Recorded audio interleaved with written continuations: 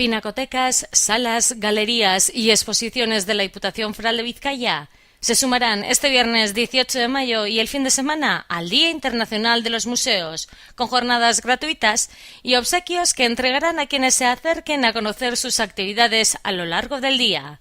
La diputada de Cultura, Miren Josune Aristondo, ha presentado la campaña que este año se desarrollará bajo el título Museos en un mundo cambiante, nuevos retos, nuevas inspiraciones, con el objetivo de valorizar la posición de los museos en la sociedad actual.